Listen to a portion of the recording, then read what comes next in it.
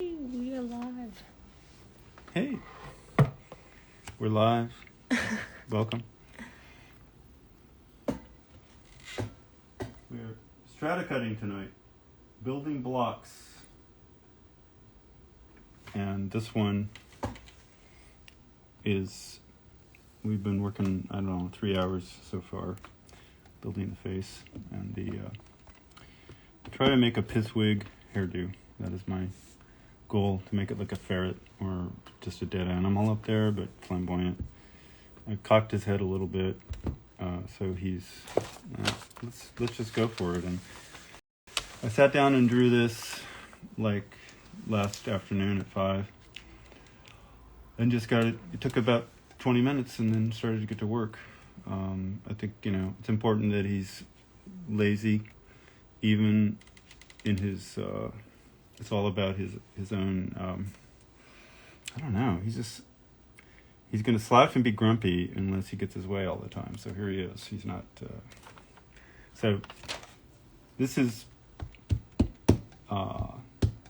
potentially a piece of art that I conceived of echoing Piss Christ from the 80s or 90s or whenever. And I don't know a lot about it, but I wanted to cut the strata cut slice, and as part of the strataquariums, which are this sort of using glass and vases, to put strata cut on either side so there's water and other distortion effects by the glass, that it would be good to put this down and basically urinate on it, and you would see it in a reflection, and it would be something anybody could do.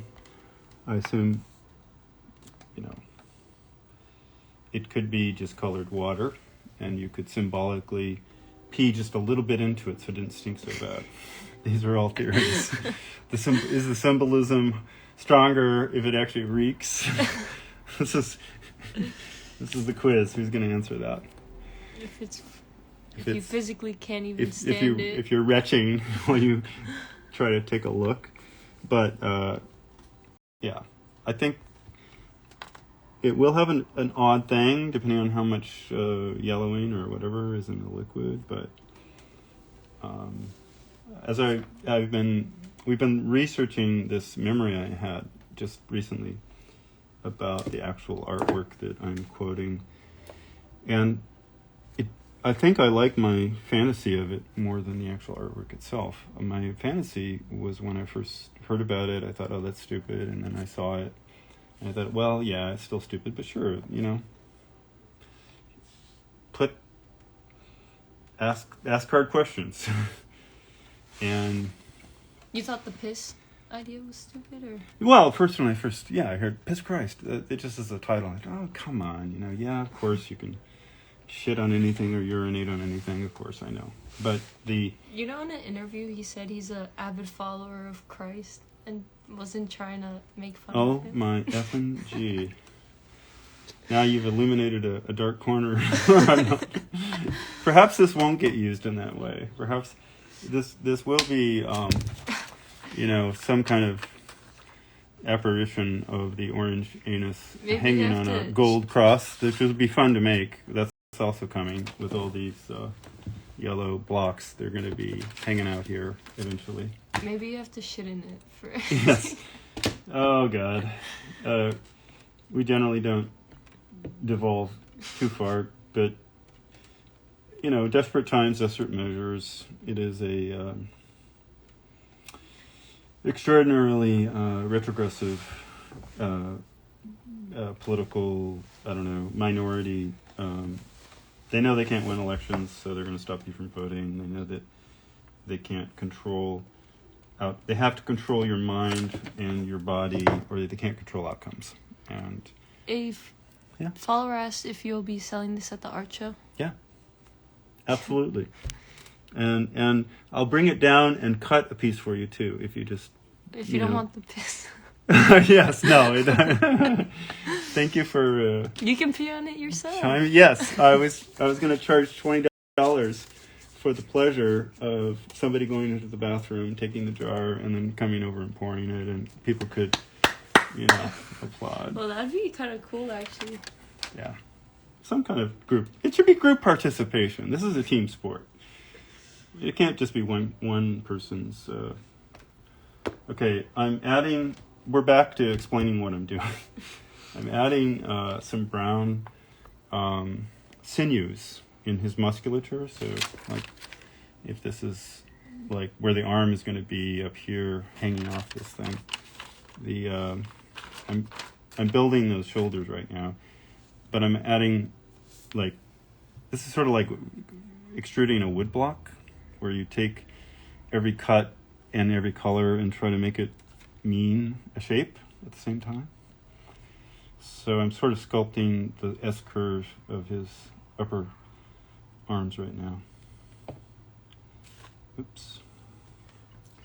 And before this, just so you can see, this is called a proof, where we actually cut off the sort of crappy top. That's not very clear. And the thing about proofs is that they're still not the best cut. Like, I have to go one deep to try to get the best cut. But what these are is basically giant man boobs with little. I've worked hard to sort of make little articulate nips that are hanging off the side. And I'm going to do the smallest little cherry and eggplant emoji down there at the bottom. Someone asked is that your wife with you? No, I'm not the wife. No. This is Isa. I'll show up. Isa, hello. Yeah. I'm the... Fragabalza, by the way, which is an extraordinarily beautiful name. And yeah, Isa is been the first person who's stuck with trying to learn Strata.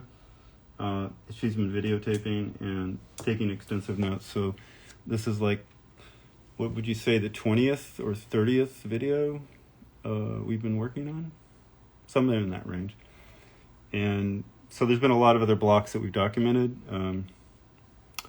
And Isa has actually, she always asks good questions. She's actually paying attention. These are things I rarely, people have tried to learn. And I've taught it at Belo Horizonte in Brazil, at Anima Mundi. I've taught it all kinds of ways, here and there every year.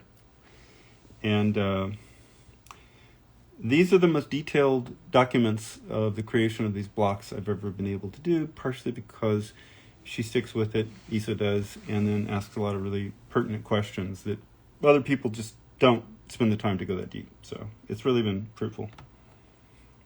But another person asked if you did the claymations in Pee Wee Playhouse. Yeah, absolutely, totally. Well, and I did the puppet part as well as the Straticut part. So when you look at Declaration of Independence, or these are Straticut pieces for Pee Wee as specials, and the Columbus piece. Who knew that he was, back then, I guess in '86, he wasn't the butcher of the Indians and a lot of the other negative things in Hispaniola. But I did all the actual characters as well as the Straticut. Anyway, a lot of people don't. They just think I do cut clay, but it's also a lot of stop motion that I was doing both sides of it. Yeah. Pee-wee's. I animated the opening of Pee-wee's Playhouse, just so, put it on record. The actual first season where the bunny rabbits are hopping up the hill, that was me animating.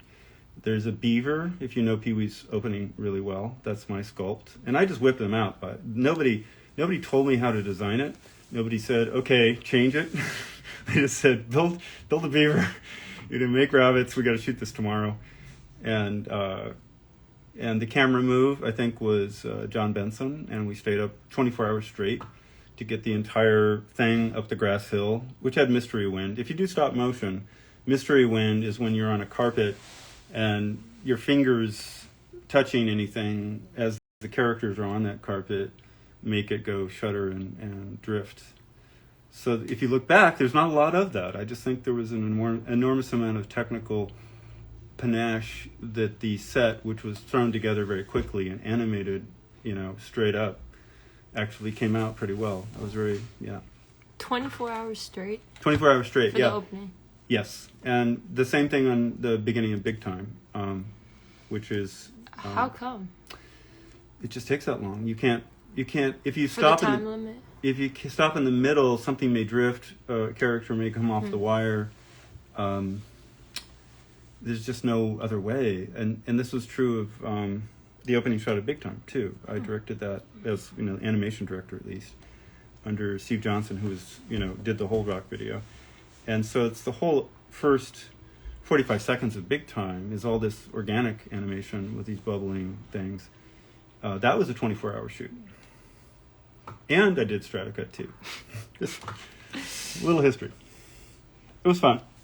There's a lot of great people. Animators are great people. It's been good. They said, really? Oh my, you're amazing. Big part when I was a little kid. My dad played it all the time. And my favorite part is the Penny skit. Yes, Penny too.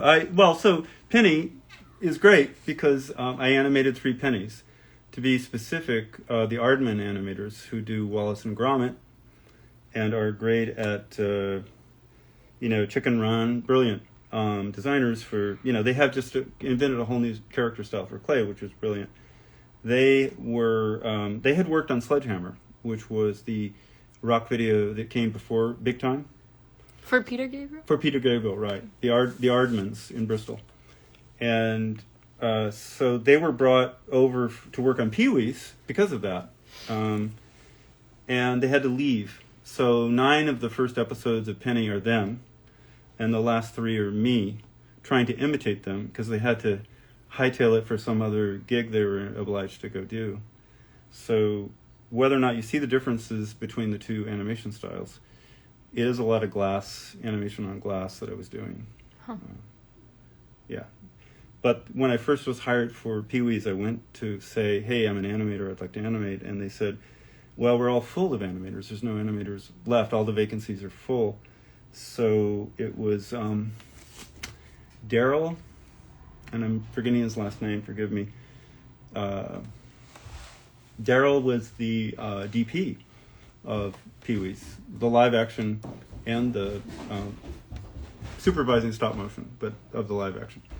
And he said, well, you sure can run a camera, because he had seen BuzzBox, which was all these multiple layers that have no optical printing. If you've ever seen that video, there's not one matte in it. There's not one optical printing moment in it. Because that wasn't a thing. Well, it couldn't have been a thing. I mean, it could have been a thing, but it would have added complexity, time, cost, and all kinds of other horrible, I wanted to make a lot of footage that was overwhelming on a lot of different topics. So just to get 16 minutes done in 2 years, single-handedly mostly was, that's enough. But the layering I'm very proud of in BuzzBox. And that was why I was hired for Pee-wee, because he saw BuzzBox and he said, oh, we need a cameraman. So that's how I got in. And so I was animating and doing motion control in 1986 on the camera. And eventually, about 9, 10, 12 weeks later, they needed an animator. They had filled up with enough camera people, and they realized, oh, we need more sets. We're not getting done fast enough. And so I was luckily the animator on tap, masquerading as a cameraman. And that's how I got to do the opening, because everybody else was dedicated to very specific sets. They were all, I think Kent Burton, who is an amazing animator, did the dinosaurs. And he also did the pterodactyl that's blue screened at the opening. Is he alive? Oh, yeah. Yeah, he's great. I think I last worked with him 5 years ago. It was great to see him again. He plays an excellent Jimmy Page guitar. He's a fabulous guitarist. He can just riff. Does he follow you on Instagram? I think I saw. Kent? Yeah. I don't know. Oh. I don't know.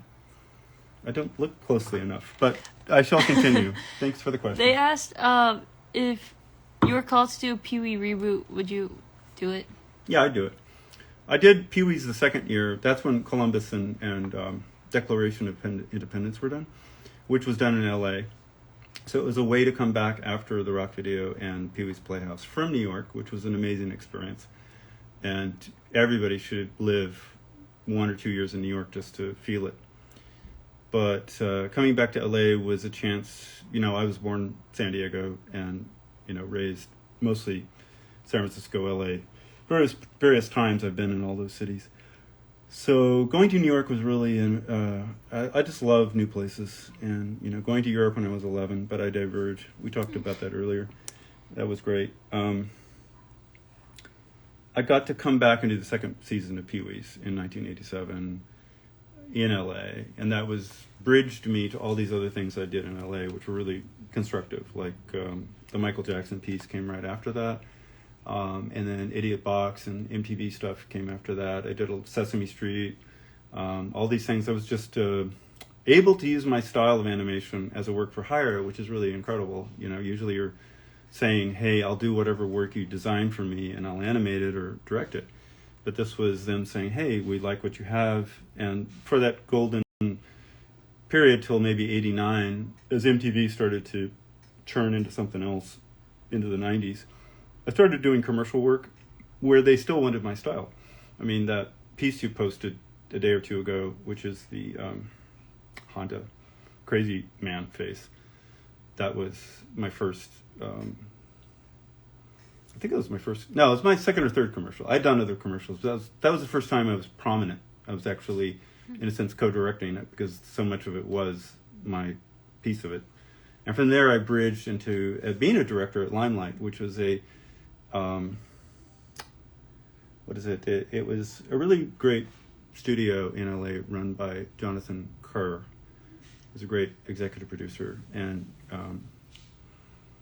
that was fun. It allowed me to be competitive, that I became somebody who could bid against Vinton Studios and win jobs against them. Also Pixar, I would bid and win against Pixar. These were early times. They were not the Pixar you know now. They were just another shop trying to get commercial work so they could finance their dreams.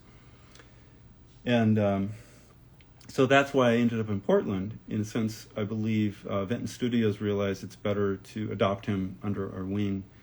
Then compete. And also I provided a lot of healthy, I think the cross-pollination between all the LA and New York stuff that I knew and all the style stuff that I did, and a lot of the computer technology and the motion control stuff. There was one motion control rig when I came to Portland. Most of it was on a wooden stick, and it would just go increment. But there was one. But they didn't have a really top-notch computer to run it. They had a sort of a homegrown version, I think, by Martin Hash, which is he's doing great work, but you really need stable software that's actually production ready, as much as your great ideas doing them individually. But that's a sidetrack. Anyway, it was good to cross-pollinate. There were a lot of models and armature stuff that I brought that Paul Herod brought, actually, because he came up about the same time. He was my art director, and we had gone to school together. We'd gone to CalArts together, and actually were very bonded in sculpture. Like, we were alone doing sculpture in a studio of everybody. He was in art, I was in experimental film, but it's a whole studio of different. Yeah. You have a couple of questions. Okay. I'll just start with the top. I'm going to keep sculpting and listen. Michael Jackson stuff. Did you do the Speed Demon video? No, that is Will Benton Studios, by the way, and they did a great job. Yeah. No, it's called ABC. It's on Moonwalker, and it's literally like 20 seconds long, if that. You can find it on a compilation of my work out there floating in the inner tubes. Were you with Will Benton when you did that? Or no, Speed Demon, no. I was not. Before Will This would have been 88. Yes, this is 3 years before Will Benton. I came to Portland in 92. But I saw a lot of, there was a lot of work that happened. The studio got bigger and bigger through the 90s. And then there's a whole story about how it imploded, but for another day. Someone else says, hi, I'm wanting to be an animator for Pixar. What are some tips for going to college and going to live in LA? Issa, I think you can answer that. LinkedIn. Yeah. I really don't have great... I wish I could give you good advice. And it's a tough world. Just to start, when I tried to break into the business, there were a tenth as many people competing for a much smaller amount of eyeballs. It was just much more rational. Now it's so there's so much talent, and it's so globalized, and it's everywhere, and there's so much skill and all that stuff. It's a very competitive and difficult environment. So let me say it right up front. I have no magic bullet. As far as Pixar, the key to Pixar is really exceptional character understanding of fluid character body shapes, and how you can make extremely interesting but also human essence in these abstractions that are the sort of volume shapes of the face and the body and the way it moves. That is what Pixar wants. So if you improve yourself to the point where you're fluid with that, and you can actually take any character, any character assignment, like, tall, goofy man stumbles down the street, or angry housewife throws the rag across the room, or choose any scenario you want. If you can dive into that, develop your mind. It's all about your ability to think. If you can begin to think on the fly with as much acuity about all the possibilities, and you've learned that by trying it on just 10 things every day, or interacting with people who are asking you these things somehow, get into an environment where that's the exercise all the time, not just for an hour a week, like all the time. And then draw and animate and learn. I'm going to assume that you can learn the computer skills, that's not the real problem of getting into Pixar, that you're technical enough to do that. That's work. I mean, you do have to understand the tool you're working on, so that is half of it. But if you don't do something exceptional with the character in a way that surprises, a lot of it is, what people want is a surprise that they weren't expecting, but makes complete sense when it happens. When you set up the joke or the character or the action or the payoff, people want the surprise that they weren't expecting, but it makes complete sense when it happens. That is magic. I'm writing that down. Yeah. All right, I'm building armpits.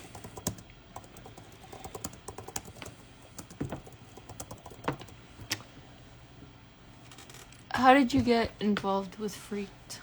Haha, Freaked. Great question. All right. I had worked on... I'm not getting very far on this right now. I had worked on... through Alex Winter and Tom Stern, who were... Alex Winter is from Bill and Ted's Excellent Adventure. He's the non-Keanu Reeves guy. He and Tom Stern were writing partners, and they had these crazy ideas, and MTV took a couple of them. One was called Idiot Box. And if you've ever seen Idiot Box, the opening is my animation. So I don't know how they'd seen it, but that's how I first got to know them. They called up and said, "Hey, can you do an animation for Idiot Box?" I was in LA. This would have been 87-ish, maybe 88, probably 88, maybe 89. And then I worked on one other thing with them, I think. After that, again, Idiot Box sort of didn't live very long. Didn't get picked up after, I don't know, 6 or however many episodes they did. Suffice it to say, Freaked has just an extraordinary story if you actually open up that can of worms. It's a film that cost roughly $10 million to make as an A film. I know, Alex and the other guys can tell you the story of how they got this through a studio. And a studio somehow got it. They wanted to be part of, I don't know, the youth thing that was happening in the early 90s, maybe. I don't know. And they did, but after the film was in the can, they didn't. The studio had changed, and they hated it, and so there was no money to do the titles. There was no money to do the credits. They had After the 10 million. Yes, they'd spent it all in the prosthetics and all in the live action and all the, and by no money, I mean, my recollection is, gosh, I don't know, was it may have been $18,000, but I think I had to pay everybody out of that. So everybody who helped me, including the lab cost, was out of that 18,000. I might have netted 6, which is fine, because it was 3 weeks of work, which is also crazy. To do that whole thing in 3 fucking weeks, crazy. Because they had a deadline too. It's like, but they knew, hey, let's call it David. We did the idiot box way back then. We have no money. Hey, what do you think? And I had no soundtrack. And I said, well, how can I animate without a soundtrack? I don't know what beat I have. And so they sent me the beats per second. That was all they said. Here's the beats per second of the music we will use somehow. So it was all animated, in a sense, to a click track, not knowing how it was going to lay down. And God. And it had optical printing, because I had also to do the titles and print those on optical stock. The story is that the music worked so well. I just can't believe, how well it synced up. It was like one of those times you throw it to the wind, and the epiphany is, I think it was Blind Idiot God, just had a, relentless, there's a beat everywhere, I guess. And so everything I was doing, it was either on the beat or on the syncopation of the beat, and it just, the best lucky thing. Did they make their money back? Well, that's another long story. I don't think so. They didn't put it in enough theaters to make their money back. The new studio head intentionally, in a sense, killed it because, first of all, it was quirky and it would have needed some shepherding to actually explain it to the audience that should have been the audience to see it, and he didn't want to spend any of that effort or money. And so it kind of died, and I wasn't even sure if, I think there was issues with the print, like who owns the print and whether they were going to destroy the print, and thank God they never did. And I have to say, destroy it? I don't know, maybe I'm making that up. I don't want to, don't quote me. There was issues with the print though, like, I saw it right before COVID, like before COVID slammed the door on the universe. End of January, they had a screening at the Hollywood Theater where it was super high resolution, fully restored print, beautiful, big screen. I had only seen it on 3/4. I didn't know what it looked like really, and that's when I designed all the characters off of a 3/4 tape. Like, here's the rushes, here's dailies, this is the person, this is the person. And it looks so good in January 2020, and it's actually fucking funny. It is funny. They put so many jokes in that you have to be in high fidelity to feel them and see them. Because when I had 3/4 inch, it was just horrible, and it was like terrible audio quality and terrible picture. And so a lot of it was lost on me. I hate to say it, probably because I was working so fast too. I couldn't sit back and enjoy the movie. I just said, okay, I've got to get to work. I've got no time. So that's probably the real reason. Anyway, it was an epiphany. It was really deserves to be seen. Will be rated actually fairly high for comedy, where it can be juvenile on the surface. Like, there's this whole juvenile thing running on the surface. But there's 2 and 3 layers deep in every shot, and that's what I really came to love about it when I saw it in real. So, Freaked, awesome. Hopefully that answered it. I have artwork from Freaked. Also, where's the vinyl? Oh yeah, I took it away. Oh, sorry. It's okay. I did the album soundtrack for Freaked too. So if you ever come across the album for the soundtrack, that's my artwork, and that was very nice of that's a still from it. This is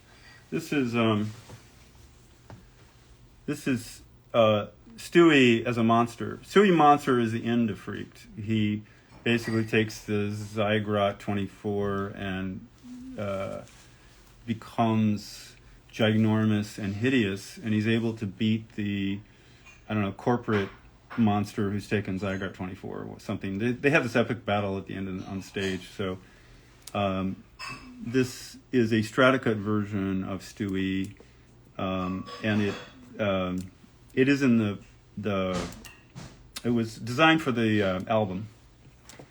But I'm not sure they actually used it, actually. When I think of it, there's a whole painting. I did 5 pieces, and I think they used 4. So there's 1 piece left, and that has Stewie all over it. Stewie Monster all over it. So I don't know that I'll bring that to the show, sadly. There will be other freaks to look at. Because it's heavy. All this stuff, well, a lot of the stuff is heavy. Okay. So I don't know if you can see, I'm building the shoulders, and he's got man boobs, he's got a big belly, and I have to add now new fat to the bottom.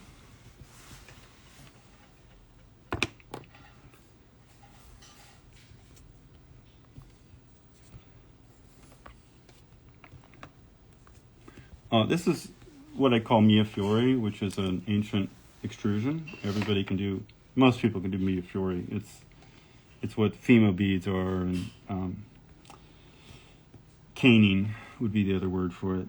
And it's as old as Egyptian pottery 4,000 years ago to create straight patterns that you cut and then layer onto pottery or however. And I'm only doing this because I'm not ready to... Animation is a whole other league, a whole other level, because I'm actually trying to do this but actually move it through space. And I'm actually trying to just make art pieces that have enough resonance and narrative and story going on in the piece as a static piece. It's a challenge. That it's worth going through these steps.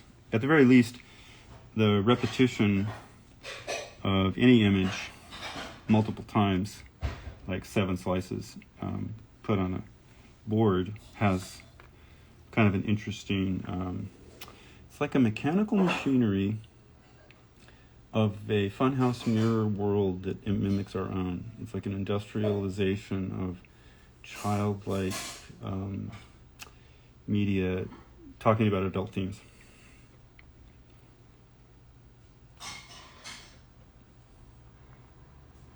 You never would come up with this particular look if you did it any conventional way. All right, I have to get back to the belly fat. This is the fun part.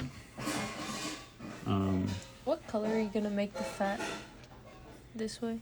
I think I've already made a highlight here, by the way. I don't know if that's visible, but this is sort of a Caucasian white, and I'm going to make sort of a side fat thing. I think it's more in the background, so I'm going to let it go darker. But it echoes the man boobs.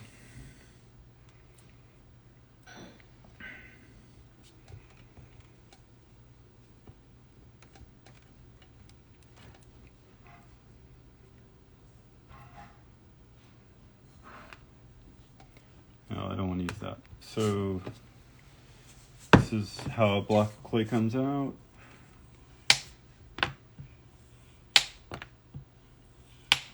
After hiding away for 20 years in some box or more, probably 25.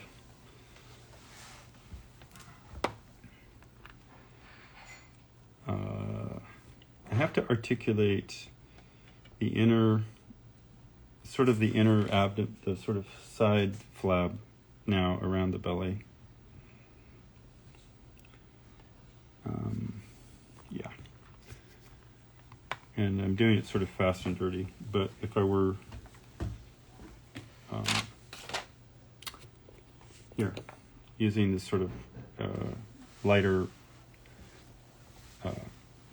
this is layered really by just extrusion of what I call sandwiches, just color sandwiches, like white and Caucasian. And this is a sandwich. Various forms of browns layering up into white with yellow and some highlight white, stuff like that. So if you twist this stuff, it makes very interesting shapes. Depending on how you want to cut it in Stratacut. Like, if I cut it that way, well, that's not very interesting. It's like too bright. if you keep moving it. Anyway, this is the density of the texture I'm working with, and it's just a nicer piece of clay. So that's what's going to be sort of a micro texture going on down here. They asked, I'm not sure if I'm remembering this correctly, but did you do a face wash commercial? I can't Yes. find it anywhere. Yeah. Yes. Soon good, be posted. Good mind. Yeah. It was 1988, 87, 88. It was Clearasil. It was Halloween, which is why they had me for the job. Because the plot is that the young girl is worried that she can't go out she has to stay in the dark, or she has a lot of fears. So the Stratacut is illustrating her fears while she sort of talks to camera and does a confessional. And yeah, it's there's some.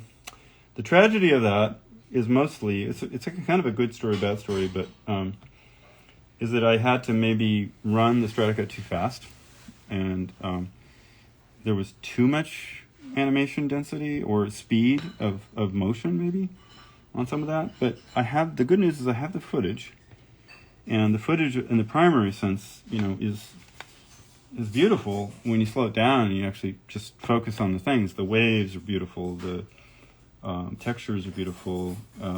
Each piece of animation has its own.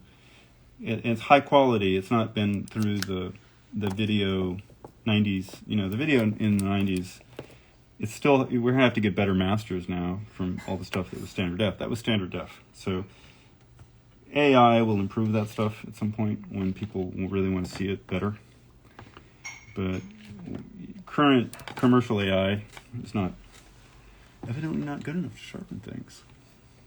Issa tried that the other day and it didn't go well. But it will.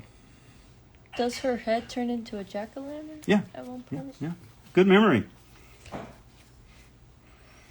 How old were you when you saw that? That's my question back. Do you have these memories?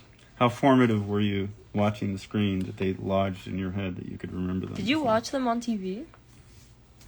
I'm asking. Oh, yeah. At the Creepy Collector. Oh, the Creepy Collector showed it? Mm-hmm. Oh. They're the one. Oh, he's chatting? Oh, hi. What was the question? I was asking them if they saw it on TV when they first saw it. Yeah, and I don't know his age for that. I think, yeah. But yeah, I have a lot of slices from that are excellent. And I do think the whole, like one of them I posted to Instagram I call Trepidation, and it's simply this young face looking down at a boiling acid bath and going, do I or don't I? Yeah, they're going to be in LA if you guys want to see them in person. Yeah. Yep. It's time to, we've been shaping up all the work, cleaning it up, take it on the road. See. I know it's sort of post-COVID, not post-COVID right now. It's a hard gray zone to know kind of how many humans you want to be near still, but I'm going to do my best to be around but outside, or around but masked, or around. Are those the legs? Oh no, that's the fat. Yeah, I know. It's just, this is the fat blubber, by the way, on here and here. This extra. Oh, no, it's the upper ones. These are the upper ones. The next blubber line comes. Okay, so these are pretty good. Instead of having abs, this is what it gets. He says, I saw it when I was maybe 12 or 13. I remember watching it on your channel years ago. I'm 22, by the way. Do you have any slices of the jack-o'-lantern? Totally young. Oh. I think I saw one. I don't know. Or maybe I saw the cat. The cat and I have the transition. Damn, I can make a jack-o'-lantern. Everything can be remade. Well, it'll never be the same. It can be remade in spirit and maybe better, but not the literal identical. You know, there is no two stratas are alike ever. Okay, yeah, it's too bad. It is hard to keep stuff. You know, I actually look back at all the stuff I've collected, and it's amazing that this much stuff exists. There's actually a good amount of boxes and boxes that were preserved between two saran wrap sides, which is really important, rather than just on paper. Paper sucks the oil out of the clay and makes it harden and less easy to work with. And yeah, it could be that the jack-o'-lantern was desired and it was given to crew members and people at the time. That's often what I was doing. I couldn't keep it all. I thought, oh, well, you know, where am I going to store it all? So I still have a lot, but I just don't have it all, and I didn't spend the time. I'm amazed I have so much, you know, like all of the freaked slices. All I have, sadly, is one last eyeball, I don't know, spinal column guy, and all of the titles. I have all of the title sequence. All of them? Well, yeah, almost all. Like a good 25 slices, and there probably were more. It's probably 40, 50. You know, I used a lot of animation techniques to drag that out, so it seemed like a lot more than 40 or 50 frames of Stratacut. There's a lot of strobing, which is, you know, highly kinetic, which, oh, the wind's good. Someone asked, I'm new to your artwork, where can I find your animations? So, we've been posting recently a lot of them on Instagram. Yeah, it's a start. I am... Should I write your website down? Well, no, I don't think... the website is a how-to. I think what you're asking for is, like, hey, what's the history and all the things that you've done? Like, not the how-to, but the history of what images got made. And the simplest thing, I think, is type into YouTube... Insanimator? Yeah, Insanimator Stratacut. And you can type my name to go with it, and it'll get you to at least half a dozen things or more. And then I will have a website up that's hopefully in a few weeks that's actually collects all that stuff, so it's easy to find in one place. That's my goal. Glad you're new. Glad you enjoy it. Yeah. All right. Should we get you wrap? Good night, Lisa. Good night, Mom. Good night. Creepy Collector said, I saw the opening when I was maybe 6, and the shot of the guy stabbing his eyeball really stuck with me. Right, that one. I have one slice of that left. Yes. Got just one. And, yeah. That's great. It's great that you saw it. I don't know how the hell you got to see Freaked at that age. That's great. Okay. So I think I've finished this side of the mambubular. Is the restored version of Freaked available for viewing? It needs to be so bad. I know they petitioned. I know they were trying to talk to people. You know, this was COVID shut, you know, came in, and that's a whole different thing. So maybe it'll end up being direct to Netflix someday. But did they just do it for you guys? Yeah, they did it as a. I don't know no, they did it as the community. You know, there's an entire community that knows the film as a cult film, and since they got the good print, they said, "Hey, everybody, come on down and let's share this joy." And I took a little sample of artwork down from the album cover and whatever I had, and showed that off in the lobby. And I love, you know, seeing the opening with 1,000 people. Oh, it's so good because everybody's just glued. It's great. And they're all. That's so cool. Damn, you know, it's like lightning bolts. It's like you sit up in your seat. Here it comes. Yeah, I hadn't experienced that. So that's a really hugely delayed gratification after God knows how many years. And for them too, I know they've been struggling to try to get it out more. It's got to get out. It's in high quality, clear. All the things are clear. It's actually layered in really hilarious ways all the way through, and it's up there with. I don't know. I want to say Animal House in some weird. It's weirder.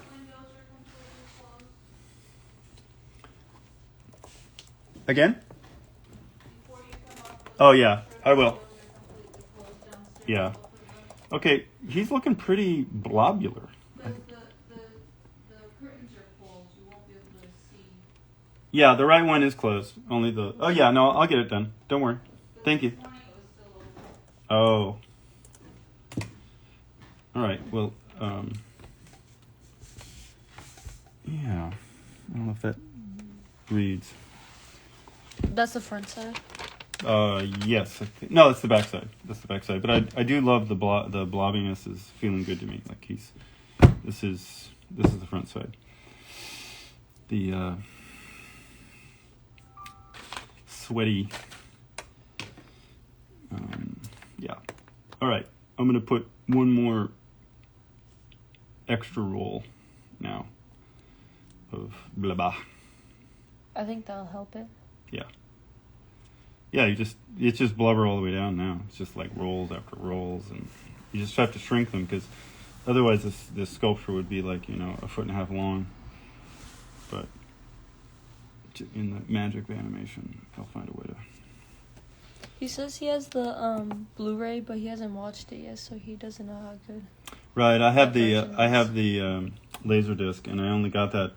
I've never watched it. I only got that thinking, well, if they fuck up the print or they get rid of it, that's going to be the best copy I'm ever going to have. It's just, Blu-ray. What a weird format. Came and went. Vinyl lives on. Blu-ray came and went. But I'm glad that they're going to have, this is coming out because it's too funny. I don't know why you wouldn't. It's just, it's a classic. I hate to say it. It's a classic. It's an undiscovered classic, it's like a trippy, weird version of airplane-like humor, and there's lots of puns and jokes, and lots of visual jokes, visual gags.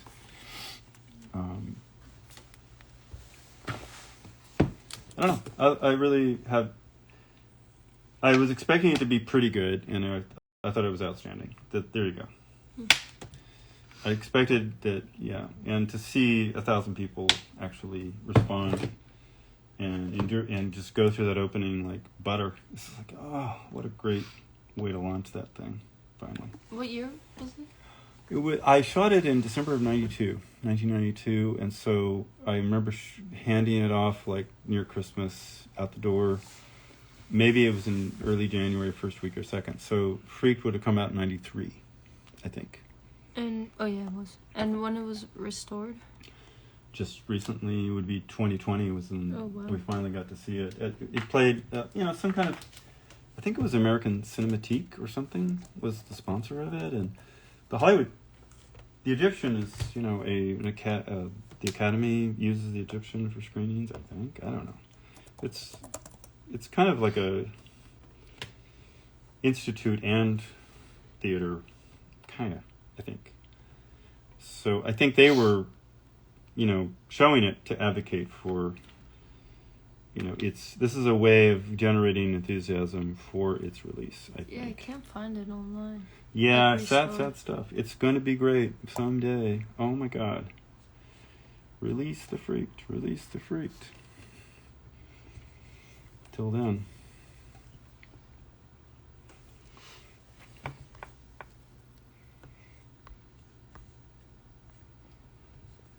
Well, I hope you've enjoyed it tonight.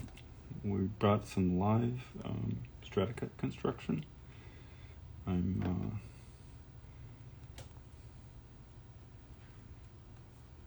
I know that it looks rough in some ways. Again, you have to think of this as the butt end of a loaf.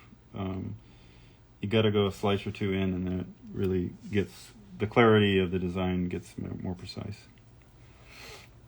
But I save that till I'm really done, so I don't clean it up while I'm in process too often, because then I'm shortening the usefulness of the block by doing that.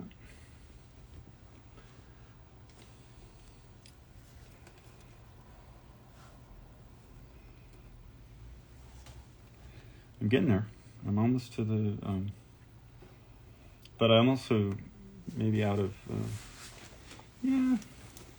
I think this is called surgery, where I decide, I didn't like what I did, I'm going to revise it. So you have to carefully peel down away from. What didn't you like? I want to add a little more white gloss to it. Like every blubber line needs a highlight, right? And I just went with banal, ordinary flesh, which is fine. Probably, maybe even better. But I'm going to try to sandwich a little oily, wet, glossy highlight on the... Yeah. So, I got to remember how I did this. I have to put it on sort of the same way. Yeah, that's how I did it. There's some more questions, if you're... Sure. Oh, he also said he has a free comic book. Oh. I didn't know they have a free comic book. The collector knows how to collect. And this other person said they saw an ad for your Instagram 30 minutes ago. And now they're here. Yeah! Thank you, algorithm. Thank you, algorithm. Yes, Issa said this would help the algorithm, and she was right. What do I know about the best Insta? And Creepy Collector said, how did you get in contact with the guy who did the music for Buzzbox? Oh, the story of Drew Newman. Drew Newman is brilliant. Drew went to film school, but ended up being a musician at CalArts. Sometimes people actually evolve and they change majors. Part of it is that there was this electronic beast called a Buchla sitting in CalArts, and he wanted to use it, I think, on some early piece of his. And Was it like a synthesizer? Yeah, it's a synthesizer, but it's literally like you look back and it's all the plugs. If you look like Wendy Carlos, Well-Tempered Clavier, it's a famous album that is synthesizer music doing classical. Wow. And it just has all these plugs and wires, and so Drew really has an knack. I think his dad was into ham radio, and his mom was a classical pianist. It's that kind of like upbringing. He knew how to wire it up. Anyway, we became friends at CalArts, and over time, as I saw him do other soundtracks, especially like Jack Mack and Rad Boy Go, if you ever see that movie, that short by Wes Archer. Jack Mack and Rad Boy Go. I don't want to. I can tell you about the plot of that at some point. But Drew did the soundtrack, and he was doing soundtracks for a lot of the student artists, and I think he just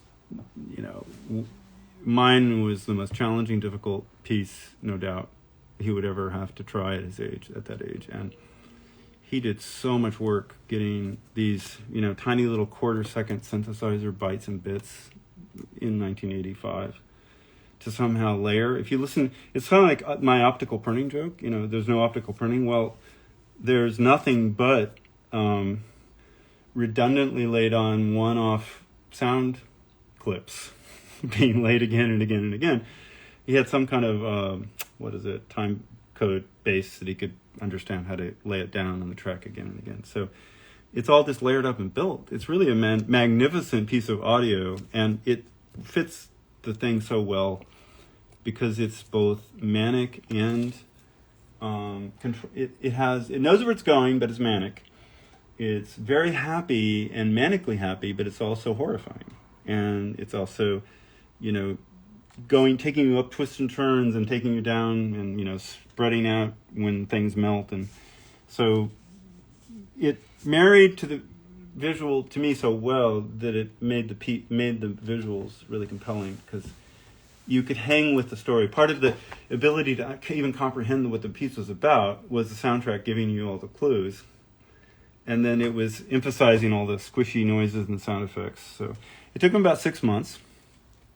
And did he care about copyright at that point? In what copyright? For the like newscasters and all that? Or did he record all of that himself? Well, Reagan is he recorded a lot of it. A lot of it's him, actually.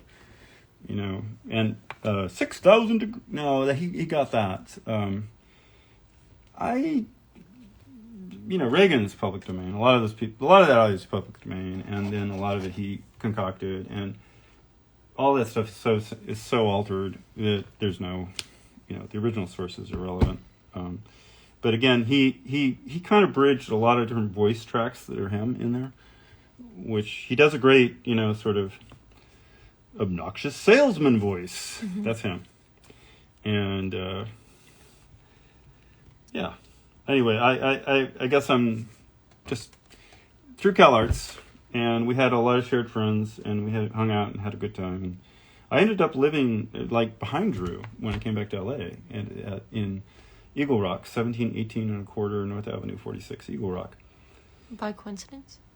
Kind of. I didn't have any place to stay, and the person behind him had this little cottage, like a little guest house, and he was leaving.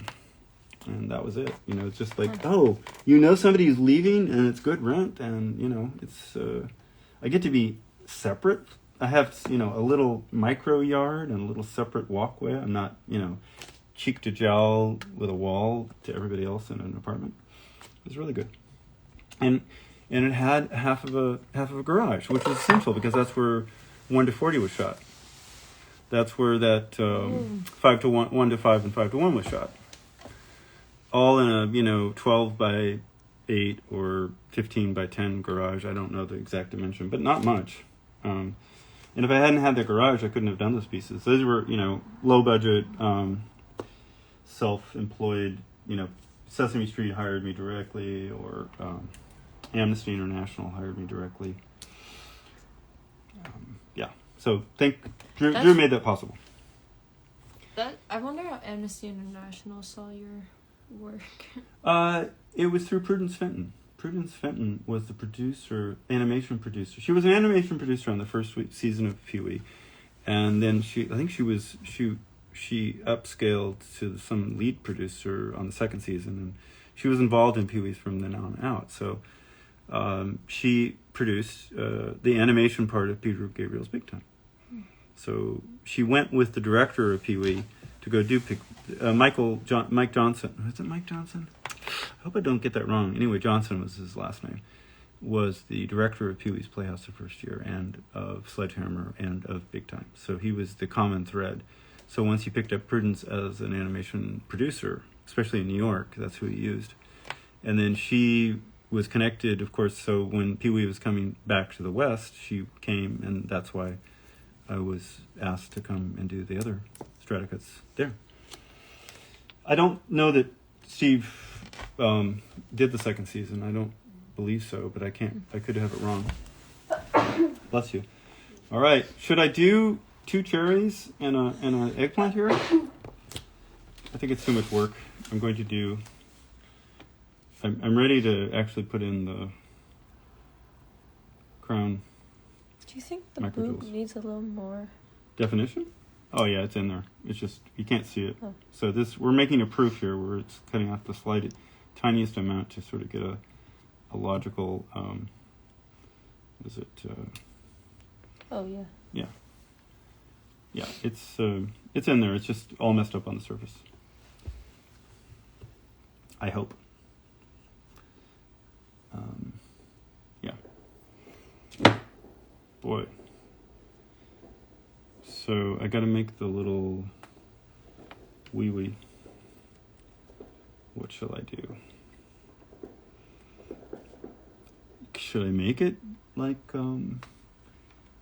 is it which is more eggplanty? Would you? Oh, you're actually going to do eggplant? No, should I? That's stupid.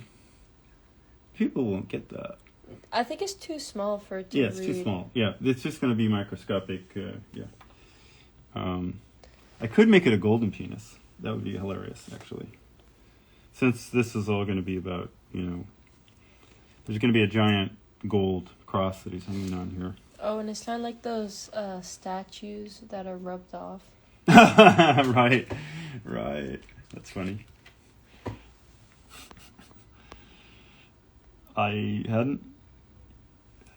got to think on that one. Was your question answered, Creepy Collector? Yeah. He asked, did he take a lot of the audio from TV? Yeah, he took some of it from TV. He took it from a lot of sources and made a lot of it. He took some of it from just, audio.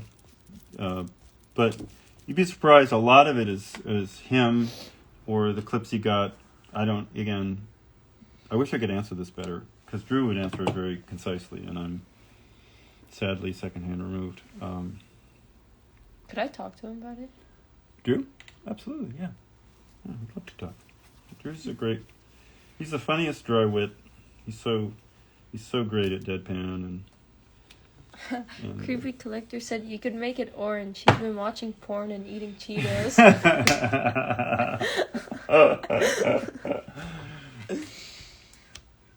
Brilliant. Yes, of course. Let's do that. That's so That's correct. the only place he wants to tan besides his face.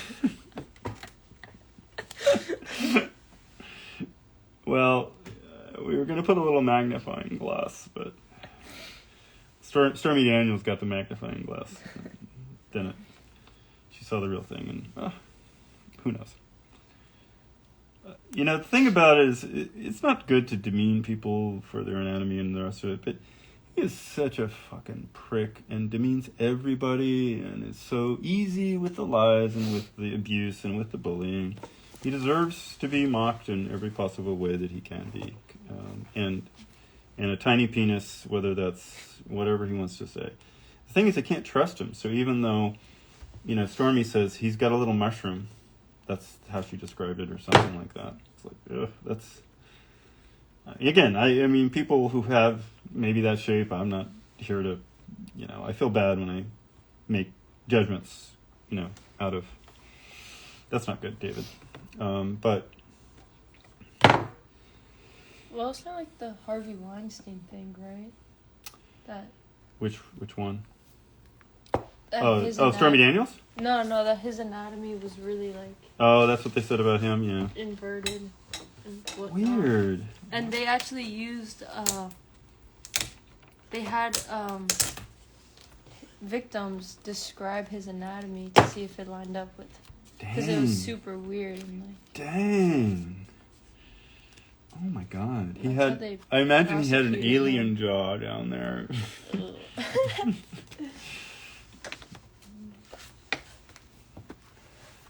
This is way too large for him. But,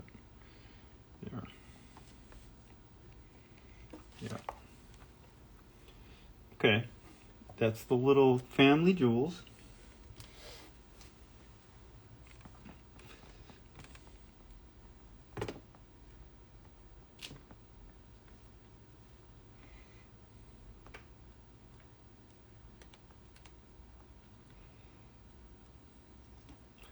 This will be the little, this is little Donnie Wee Wee. Little Donnie Wee Wee. I'm using his inner voice. That's the voice that goes on in his head when he thinks. I don't want it anymore. Little Donnie Wee Wee. That is how I imagine his, id describes itself to itself.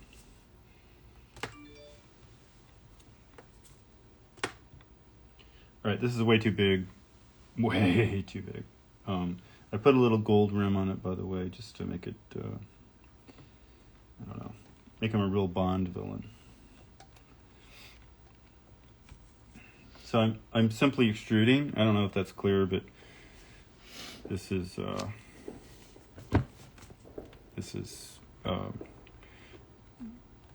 little micro sausage yellow orange, a tiny bit of an outline. That's probably all it needs to be. Probably doing him a favor and making it twice as large as it really is right now. All right, there, we've had fun. And I'm going to see the angle of his head. I'm going to dangle it this way to keep the angle of his his body flow.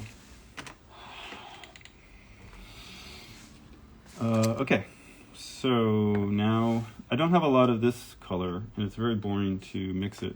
Do you want me to mix it? You know, thank you for offering. It's fine. It's just tedious to watch, so I don't know how to, keep entertainment happening while somebody's watching me just throw sandwiches of clay together. But I need more of this highlight, this stuff, which has been sort of the oily weirdness throughout. And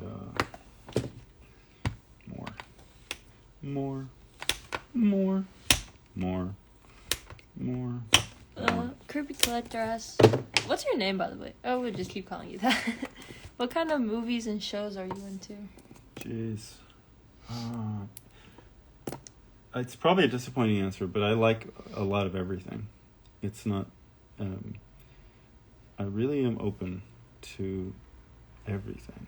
I do have preferences, but I don't usually walk away from anything I watch. It's more like there's some very few things that I hate. Yes. Maybe that's a different way to say it. It's like when people ask me about music, I like, there's an enormous amount of classical music, and I like, disco. I like disco. Why? Because it was the beat, it was the big drum beat that actually backed Nirvana. And it's fascinating that David Grohl just said that. I don't know. I just saw him say it the other day, but it was clear to me there was something really great about, he's I don't know what artists he used. I'm not that fluent, but he directly just used these disco beats, and that's sort of why Nirvana is such an unusual. It's very big, it's very hard, and yet it just kicks. You let the guitars be all sloppy and go everywhere, and then this thing is just driving. Anyway, that's a side door. I like that the cross influences of different musical and visual and movies, and so my biggest impression was 2001 when I was 11, and I have liked much of what Kubrick has done, although. That's the director. The director, yeah, Stanley Kubrick. And sadly, he passed just as you were growing up. So, but I didn't get into Barry Lyndon because it was so slow. Not saying that it wasn't the right way to do it. It was certainly a ballsy thing to do. I'm going into the negatives, but Clockwork Orange, great. I think Full Metal Jacket, by the way, is half of the best movie ever made. The first half of Full Metal Jacket is just the best movie ever made, but the second half is, is strangely static in a kind of World War II kind of movie way. Strange, and again, maybe I didn't get it. Everything, I was telling Issa the other day, she asked, what did I think of Star Wars? And I said, well, I thought that was the first time I'd seen somebody do spaceship models as good as Kubrick had done them 7 years or 8 years before. Or who's the compositor? There's a famous composite guy who I'm not going to get it, who did the slit scan technique and these other things, and he's a well-known Dalton. No, it's not Dalton. It's not Trumbo. Tip of the tongue. Anyway, he did those ships, but Kubrick knew what he wanted, and it's so austere. I love the Blue Danube against the rotating spaceship slowly, the melodicness. I think the whole the Arthur C. Clarke part of the giant intelligence warning system of the monolith. The monolith, being an alien race, has planted a warning system, knowing that if the humans ever dug up their monolith on the moon, it would send out this loud beacon to the universe and saying, "Wake up, wake up! These people are now smart enough to do damage to themselves." I thought that I didn't know that when I saw it at 11. All I knew was I saw it in a Cinerama. It's like a football field long screen. That's crazy. It's crazy, yeah. Do they still have that? No. I think there may be one in the world. And it was transporting. When you're 11, why not? Let's go there. It was great. Why did they stop? It was competing against TV. And so the bigger, what happened was sex on screen or raunchiness, explicit, and big. These were ways in which TV was combated by film. And Cinerama was just sort of saying, hey, you want big? Well, IMAX, I guess, IMAX is a sort of tradition of, It's not that big. No, it's not that big, but it has a roundedness to it. That Cinerama was actually a curved screen that was flat curved. And I saw that several times when I was young. There were lots of movies I saw, like the Grimm Fairy Tales was done in 63/4 maybe, and I saw that in a Cinerama Dome. And the glistening gold off the dinosaur or the dragon body was so transformative to me. It's like it was just like this magic texture going on. Very, very wicked cool. But that's because I was 7 and I was watching Cinerama, and I don't think it was the greatest movie. People don't remember it, but I was at the right age for that to make an impression. Films, there's so many good filmmakers. Like, the thing is, if you call out any one of them, you're leaving all the rest behind. There's so many great movies. There's so much talent. There's so many innovative, amazing things. You'd say, Christopher Nolan in the 2000s, and David Fincher in the 2010s. These are directors, and I think that I've heard that the Daniels. Speaking of my last name, but there's this team of 2 guys named Daniel called the Daniels, and I think they did a film that sounds really good called Up Beyond Back Before or something. I'm butchering it terribly there. Recent, yeah. I'm looking forward to seeing that. Like, that, to me, they did really great, innovative Everything, music videos. Everywhere, All at Once. That was amazing. See? In theaters. Yeah. If you can, you should see it. I think it's still in theaters. I knew that it would be good because I'd seen their music videos and their other stuff, and so I was looking forward to. Yeah, that movie was awesome. And I think that it speaks. I'm not sure what the theme of it is, but everything all at once, all the time. What is it again? Everything, everywhere, all at once. Yeah. It's like nihilistic, but it also, I'd never seen an immigrant mother-daughter relationship captured that well before. Wow. Oh, so they're directors on the emotional level. That's great to hear. Oh, wow, yeah. Because they did great sort of through the looking glass little special effects with humans when in videos. Yeah. I don't know how much of that's in there. There's a lot. Yeah. I think so I'm adding more. I think it's very low on the CG though. That's why it was really impressive. Right, but it had some, right? Yeah, it has to. And it had some Michael, sort of Andre.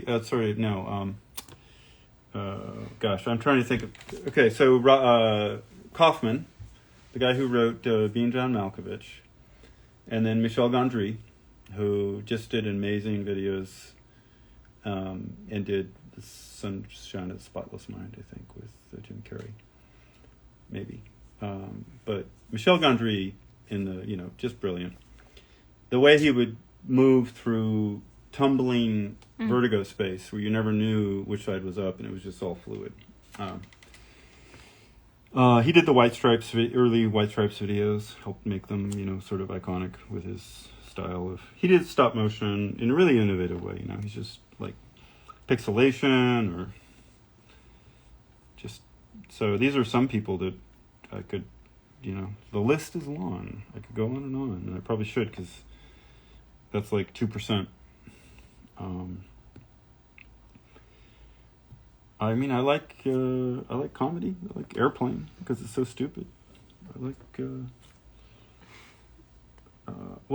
Holy Grail. Holy Grail's great. Yeah, and I like the night you will not pass, and the knight is standing there and he gets his arm whacked off. Well, I'm not. The Princess Bride. No, this is Monty Python, the famous skit where they keep hacking off arms and limbs, and he refuses to let. I'm fine. I refuse to let you pass. Was that Life of Brian or is that Holy Grail? It's been too long. I should watch some Monty Python.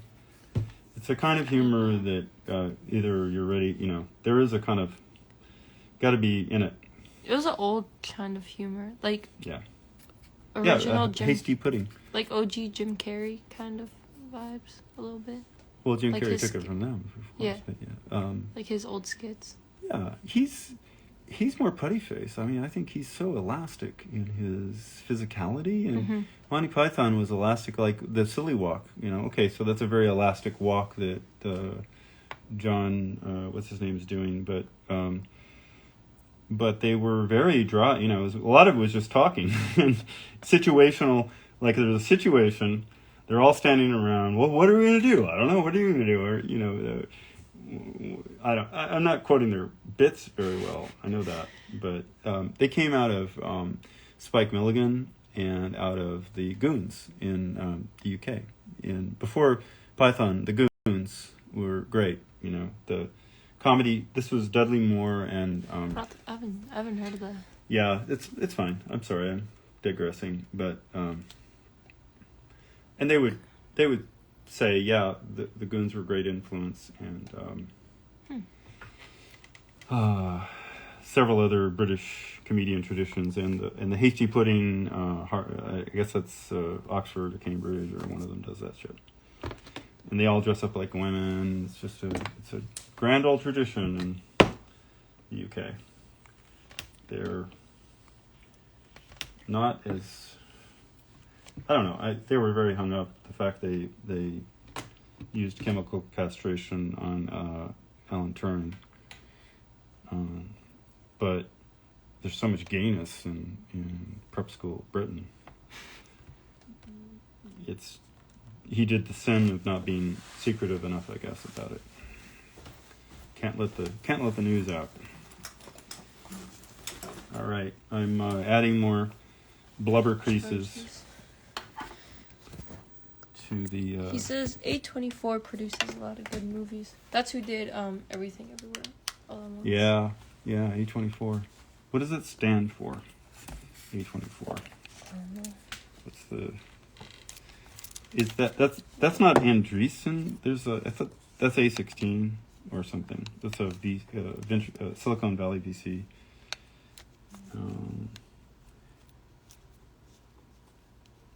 Andreessen Horowitz. Something 16.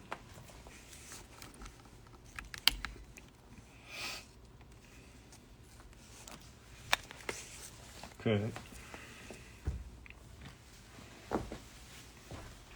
So he's getting lots of front fold haunches applied. And I'm continuing to sort of add extra crease folds. This is about as far as I need to go for the upper body, finally. Because really now it's down to the legs, because I've built enough obesity into this fat fuck to have comedy with him. You're adding, sorry? I'm just adding sort of like fold creases coming out of before the legs right now, and then the fat legs come. And it's just, they're all coming to that little vertex where the little orange king. Yeah, I can't believe an entire first world civilization, the most powerful country in the world, allowed such falseness to control its destiny. Like, and I mean that on the epic stupidity of it as a society and a culture and as a nation just seems retrograde, and we're in the battle is now met, if you want to call it that, by the mask of, there is not a conservative. They've appropriated the word conservative. They're not in any stretch, way, shape, or form in the imagination conservative. They are absolutist and minority rule, and whatever. I think that I would assume, good people everywhere do good things every day, and somehow the good will find its way through this one too, because it'll be better. It's just so much better for a country to be grounded in science, reality, debiasing, finding its own logic that is not self-imposed fantasy, like looking to the outside to say, all right, what is the world telling us? What can we learn? How can we get better? That is how nations become better, not by blaming everyone else. And this guy has this guy ever taken responsibility for anything? Is that really like manly to never take responsibility? Is that like stand up, stoic, John Wayne? No, it's always someone else's fault. It's always someone else did it. It's always outrage somewhere else. Never King Donnie. I find that just tragic, because we all participate in a highly advanced country, and we're allowing the stupidest group in the room to somehow control the outcome. All right. So the haunches. This will be the point where I wish I had more kind of white, fleshy white. But I'm going to rough them in. It's probably getting to be time to close up our little video stream. I hope you enjoyed our little intimate chat. I hope you've learned a little bit about clay. You can see the process of, okay, make a drawing. Okay, it becomes something else, and while it's becoming something, you try to reinvent it with tiny little additions. And I'm just going to compress them a little bit. I am going to do some negative space here. I call it negative just because I need to fill in to make sure this little tiny attribute, microscopic attribute, does not get distorted, bent, or deformed. And so I'm adding little triangles of clay that kind of wedge up and in there, so it can hold its shape, because much of what always goes on is all this. It's a slow-moving liquid. I know I'm animating with molten neon-colored mud. It's just very slow mud. And you need to boost its firmness is a thing of beauty, because I can actually it holds its shape, but it also is malleable, and the malleability is a danger, because unless you're supporting it properly, then the other stuff gets in the way. The stuff you don't want, where it gets all sloppy. You have to keep, as you push this stuff around, you're constantly reshaping it to try to make it stronger, the image stronger in how it reads. I'm working on the upper fat thighs, but I'm going to have to do a lot of textures, like a lot of sandwiches now. And I'm probably going to close up, because that's pretty boring to look at. And it is getting a little late. But again, hope you've enjoyed it. He recommends the movie Men. Who? Creepy Collector. Says what? He recommends the movie Men. Men. Okay. Says the ending is awesome. Oh, what's that movie where the guy wears sunglasses and he sees the world for what it is? and it's a sci-fi movie, so you probably know it, Creepy Collector, but he looks up at advertising and it says, obey. It's the first movie that blended science fiction and political kind of dystopianism. And these sunglasses make him see everybody for what they are, which is evil, greedy, and it's pretty, yeah. It's like, that's the kind of sci-fi. What's it called? Somebody has a Google machine out there, or knows it. He said they live? They lived? They live? They live, yeah. I think that's right. Great film. A great He did film. know. Yeah, he did know. I'm sure if he knows movies better than me. Lena Swino says goat. Thank you, Dennis. Hopefully this has been fun. This is the first time I've streamed. This was Issa's idea. She just crept up on me and said, hey, just want to press the live stream button because we're making this stuff. And I said, all right, give it a try. So I hope that's good. This is the beginning part of the thigh now, the fat. So I'm trying to make them kind of rounded and... It's so crazy. Maybe I'll show them a top view. Oh, yeah. See if this helps. Mm-hmm.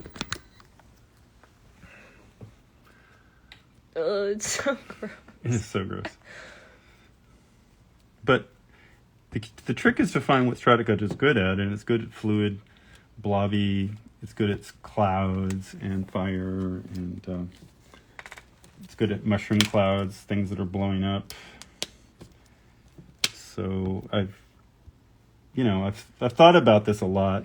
I don't have the time to make as much as I would like to and what I think about doing, but these will be the ham hocks, the beginning of the ham hocks that form the legs that go down. I'll do a little more, one more proof, just a little bit, so you can see it's cleaner before we say goodbye. This is the magic, which is once the cut has been mashed, then everything underneath is clean. So this is like the tantruming little orange-faced brat. And this stuff will be cleaner too. It's just all mangled from me handling it. So it'll start to get... Yeah, I kind of, like, there's another...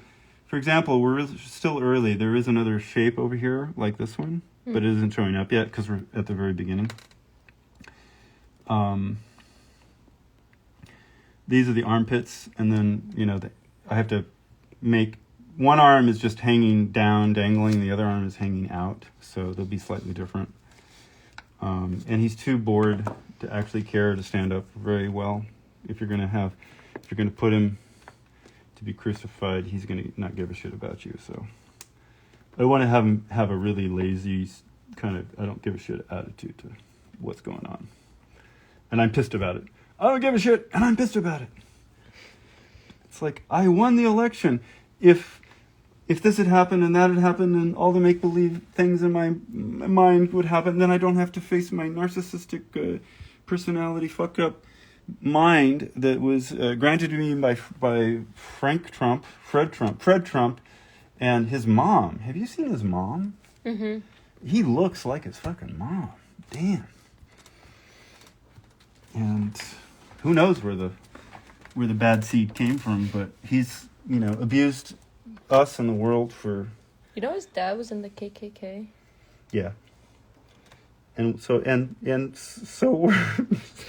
we're a certain large percentage of otherwise I don't know, not normal society, but it's like, yeah, if you have money, people let you in the door.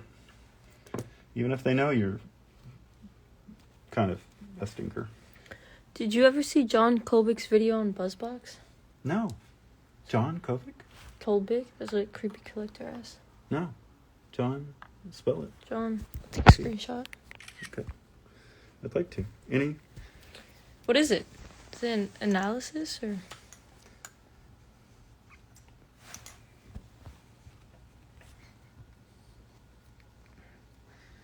You know what happens in legs? You see all this cool flabbiness? Mm-hmm. I think I'm going to do it on the leg, only on the inside. It is warped. It's almost like his whole rib cage is sagged in his abdomen. It's like lost it. But what I'm going to do is, I think, do them going that way. Since they're going this way in, if they come out bagging that way, I think that'll be fun. Oh, he said I sent it to him and he loved it so much he made a video analyzing it. No. Maybe I'd love to see it again. So send me a link. John Chovik, he thinks that's his name. But I'm sure I can find it. Yeah, just as long as you remember it, we can look it up tomorrow. But thanks for the hint. I mean, anybody who's spent, a bit of time trying. What are you thinking? So you're gonna make them come Oh, out? right. Yeah. These are just the big ham hocks, and then all the rest of the stuff is just gonna come from it. I was thinking I'd have some sags that come from here to keep the sort of. Are you gonna Go ahead. try and keep negative space, or Where? On what? like between the leg and the cross? Yeah, it's coming. We're gonna have some negative space there. Yep. But I'm also resculpting, so you can see that I'm trying to keep the flabs clean, like keep them defined, so they don't just get even more blobby. It's the riding the fine line between coherence and chaos. You want to go out there where it's wild, but you also want to keep control enough that people know, oh, I see where he's going. It's a tough one. And also speed. It looks so good. It does. The zeitgeist. I'm getting the zeitgeist of this animal. So sick. I mean, maybe it looks better in person than on video. What do I know? But yeah. I'm out of that particular texture. I'm going to have to make more. But ultimately, I'm going to block in a few things and we'll call it a night. I usually do this at the end of a session. I try to remind myself before I stop what it is I think I'm trying to do tomorrow or the next time I pick it up. So I'm doing some very crude, fast shapes. And probably less than that. So I know his arm goes out, and I know this arm goes down. So this is telling me, yeah, I'm going to have to build that. So you're going to see a little bit more kind of like what's going to be next. I know that he's going to be hanging on a cross of Trumpian gold. That's so good. And the cross is going to go all the way up through his head. I think I wanted it to go off. Oh, I'm on the back side. That's right. So what I really want, I'm on the reverse side of the design right now. So this is what I really want. Is for asymmetry is so beautiful. So like I really want one shoulder to go way high and the other to go. I think I want that. Wait a second. I'm going to go back to the other side because I want to be clear about my design and how I'm doing the cross. This is Why are you sculpting it from the back end? Why? Mm-hmm. Because the whole thing needs to read. It slightly evolves, but the design should work on both sides. So if I don't have the back end, I can't use this back end as any useful slice. It'll just be. So this is also, a proof. And really, I'm not cutting enough to give you much. I'm really just skimming the whole surface of it just so you don't see trash. Right now it's trash. But you get the idea. That the basic shapes will work. Oh, I did maybe it was the hair. But, so I really do want him this way, so that I did his hair the other way. This is the correct side. It's just that I let his hair go the other direction. That's where I got confused. All right, well, flip the design. That's fine. Everybody understands who it is. Because the hair is is the thing. So that cross, I guess what I wanted to do was have it more off center. See, what I'm trying to achieve is this, where his head is not actually silhouetted so much. In order to do that, I'd have to do this kind of, that, and this would be where the cross comes out at the bottom. Sort of. So it's all behind him. And so the legs will have to eventually resolve to, you know, there's going to be no foot pedestal, but whatever. He's just going to be lounging his little tiny feet. And then this arm is coming down like that, and this arm is going out and then down way over here, I think, like that.